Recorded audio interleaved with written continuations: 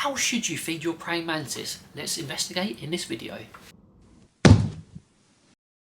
Hello everyone and welcome back to the channel. I am David and today we're talking about feeding praying mantises. I felt this was a video that was well worth covering, so I do get questions on this occasionally. I know a lot of people do search for it on the internet, so I thought I'd do a video guide on how to feed your mantis, just like I did with my jumping spider one. Now, mantises come in all different shapes and sizes, so do take this advice as a generality and tailor it towards your individual mantis, because obviously if you've got a really big one and it has a bigger appetite than a smaller one or a nymph, and they're different life stages, etc. So do make sure you take your individual circumstances into account when you're taking this advice. Now, one of the most common ways of feeding a praying mantis is basically just tongue feeding them. They will greedily accept food as long as they're not in pre-molt or already full.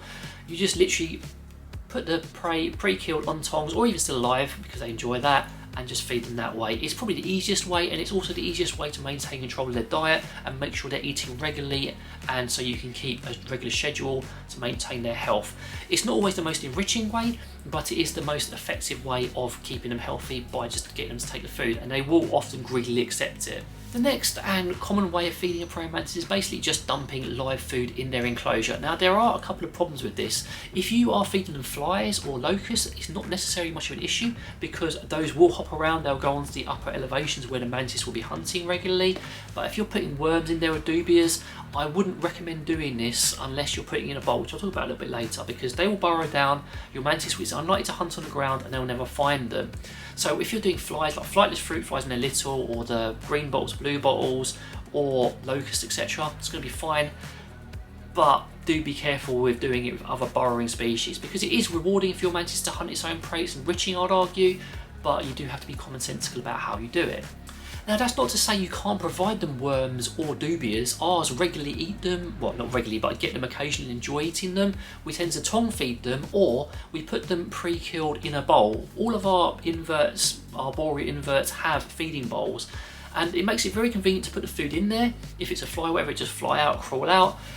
But if they want to find food that's easily accessible and it won't get out and burrow into the substrate, a mealworm or a dubia is a great thing to pop in there if they won't accept it tongue feeding, because you can leave it in there for an extended period and come over to it and eat it if they want to later, or they can just leave it. So we find having a feeding bowl is a highly effective method of feeding. Another method people use is basically putting a whole variety of live food in a little tub and just chucking it in there for them. Very similar to just live feeding I described earlier. With this, you do have to be aware that your mantis may overfeed, so only do it if they're looking a little bit skinny, and do remove any uneaten prey after a while, because obviously that's going to cause problems if it just ups and dies in there, or your mantis doesn't get access to it, especially again if it's burrowing.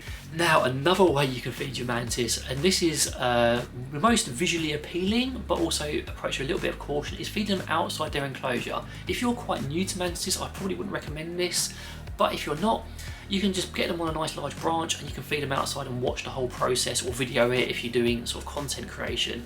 It is very interesting, and for some people find it morbid, but it's again the circle of life. But it's something you can consider if you want to feed your mantis. Just be mindful of safety concerns if they've got their wings, etc., and make sure that everything's going to be safe for them and you. Do you have any tips for feeding mantises that I've missed out? I'd love to hear from you. I'd love to discuss this sort of stuff because it's a passion of mine. But in the meantime, this brings me to the end of the video. Take care and see you later.